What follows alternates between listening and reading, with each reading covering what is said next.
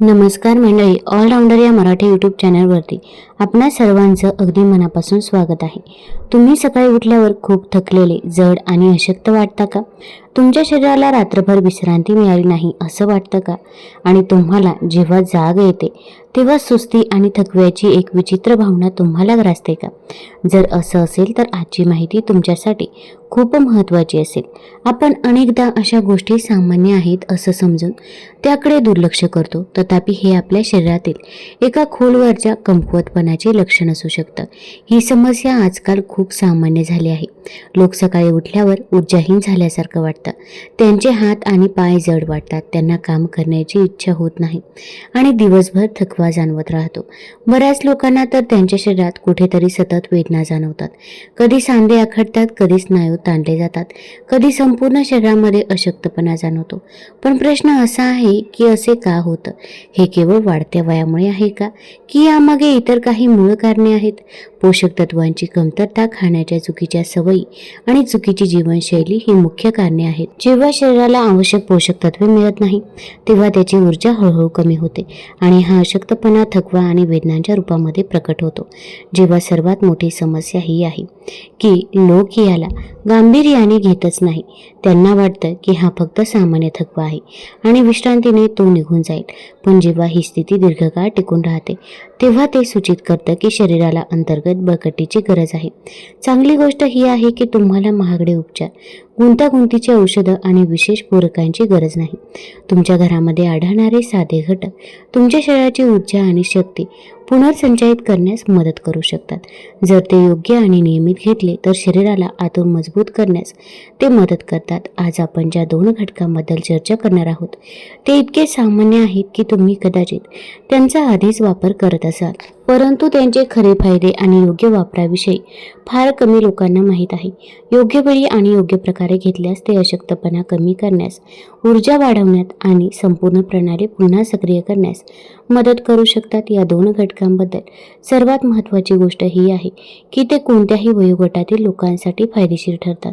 मग तुमचं वय 30 असो, 50 असो किंवा 70, त्याहूनही जास्त असो, ते शरीराला नैसर्गिक ऊर्जा प्रदान करू शकतात. ते हळूहळू अशक्तपणा कमी करतात आणि चैतन्य पुनर्संचयित करण्यास मदत करतात. पहिल्या घटकावरती चर्चा करण्यापूर्वी आपल्या शरीराला सर्वात जास्त कशाची गरज आहे हे समजून घेणं महत्त्वाचं आहे.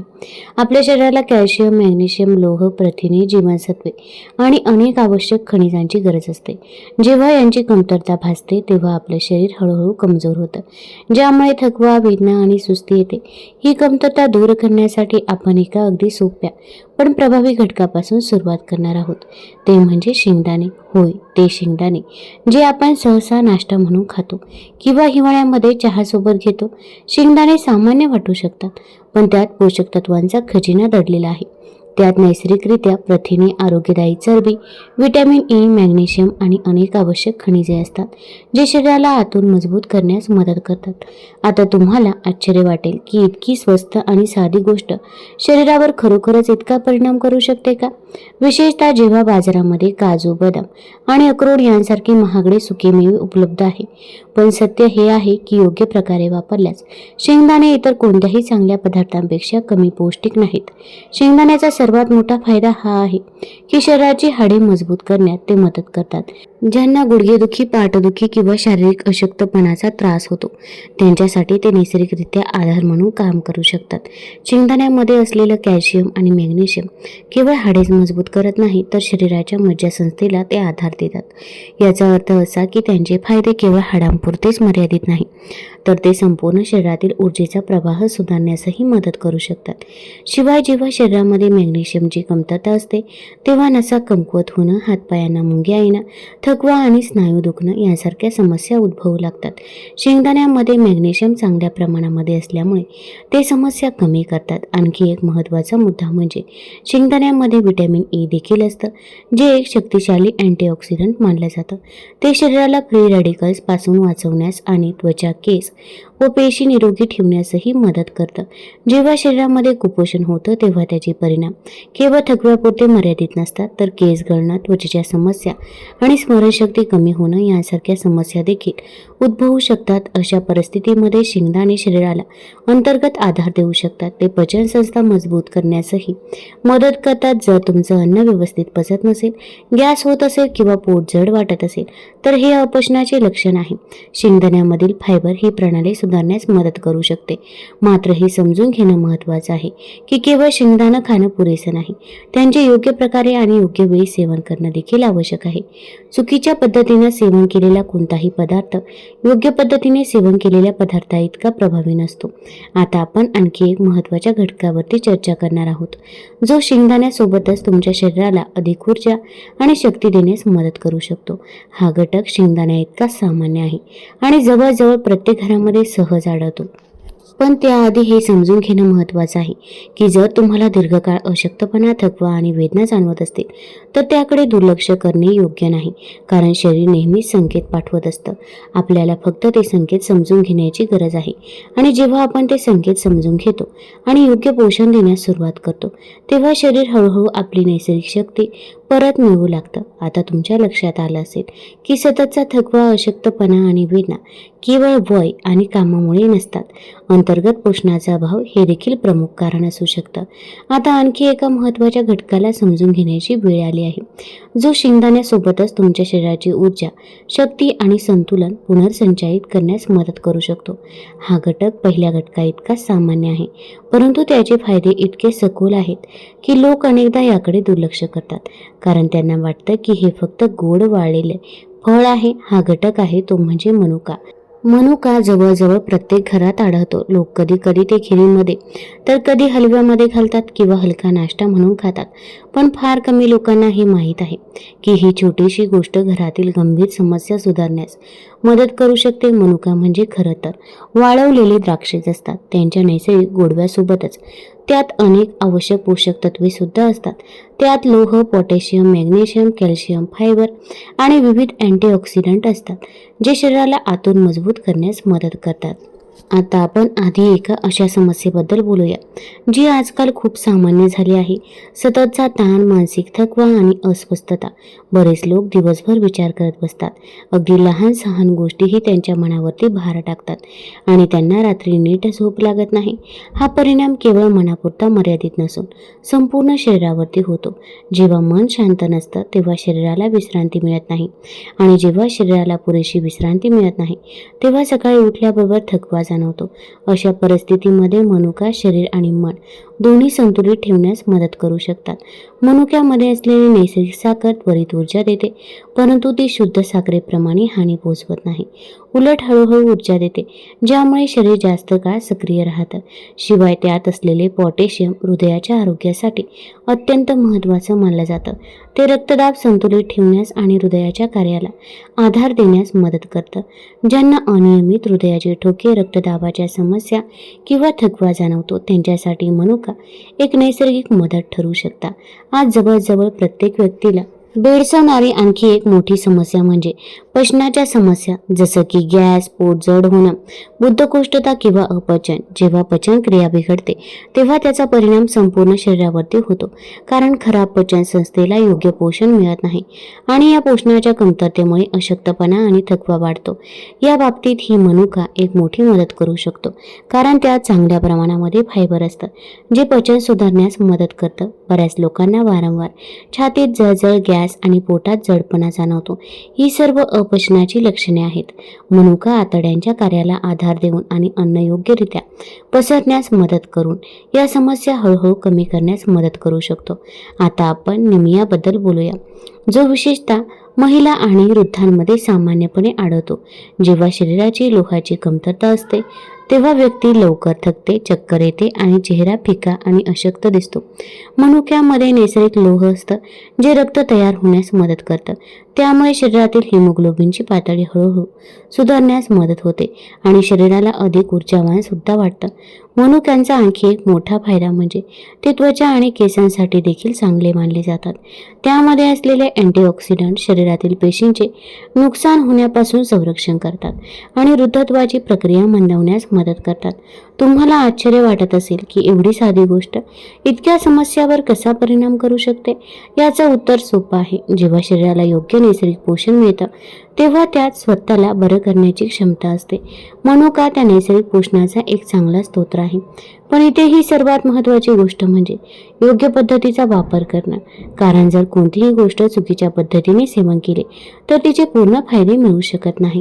आता आपण हळूहळू त्या भागाकडे जात आहोत ज्याची प्रत्येक जण सर्वात जास्त वाट पाहत आहे. मनुका आणि शेंगदाण्यांचे फायदे जास्तीत जास्त मिळवण्यासाठी त्यांचे सेवन नक्की कसं आणि केव्हा करावं. अनेक लोक शेंगदाणे कधीही खातात पण त्यांना हे माहीत नसतं की शरीरामध्ये पोषक तत्वे सर्वोत्तम प्रकारे शोषली जाण्यासाठी एक नैसर्गिक वेळचक्र असतं. जर तुम्ही त्याचं योग्य वेळी आणि योग्य पद्धतीने सेवन केलं तर ते शरीरामध्ये अधिक प्रभावीपणे कार्य करू शकतात. तथापि जर तुम्ही त्यांचे चुकीच्या पद्धतीने सेवन केलं तर त्यांचा प्रभाव कमी होऊ शकतो. सर्वप्रथम आपण प्रमाणाबद्दल बोलूया. शेंगदाण्यासाठी एक अतिशय सोपी पद्धत आहे. तुमच्या तळ हातावर मावेल इतकी संख्या पुरेशी मानली जाते. यापेक्षा जास्त सेवन करण्याची गरज नाही कारण शरीर पोषक तत्व संतुलित प्रमाणात घेणंच गरजेचं असतं. सुमारे 10 ते 11 मनुके पुरेसे मानले जातात. त्यापेक्षा जास्त खाण्याची गरज नाही कारण ते नैसर्गिकरित्या गोड असतात आणि शरीराला फक्त मर्यादित प्रमाणामध्ये साखरेची गरज असते. आता सर्वात महत्त्वाची पायरी म्हणजे त्या कशा तयार करायच्या. रात्री झोपण्यापूर्वी दोन्ही घटक वेगवेगळ्या भांड्यामध्ये पाण्यामध्ये भिजवा. एका भांड्यामध्ये शेंगदाणे तर दुसऱ्या भांड्यामध्ये मनुका. भिजवल्यामुळे त्यातील पोषक तत्वे सक्रिय होतात. या प्रक्रियेमुळे शरीराला ते पचवणं आणि शोषून घेणं सोपं जातं. सकाळी उठल्यावर तुम्ही या भिजवलेला मनुका सकाळी उठल्याबरोबर खाऊ शकता. ते हळूहळू चावून खा जेणेकरून शरीर त्यांना व्यवस्थित पचवू शकेल. त्यानंतर तुम्ही शेंगदाणे एकतर थेट चावून किंवा थोड्या पाण्यासोबत खाऊ शकता. काही लोक त्यांना मिक्सरमध्ये हलके दळूनही घेतात पण हे पूर्णपणे तुमच्या आवडीवर अवलंबून आहे. मुख्य उद्देश शरीराला नैसर्गिक पोषण देणं हा आहे. कोणत्याही गुंतागुंतीच्या प्रक्रियेमध्ये गुंतणं हा नाही.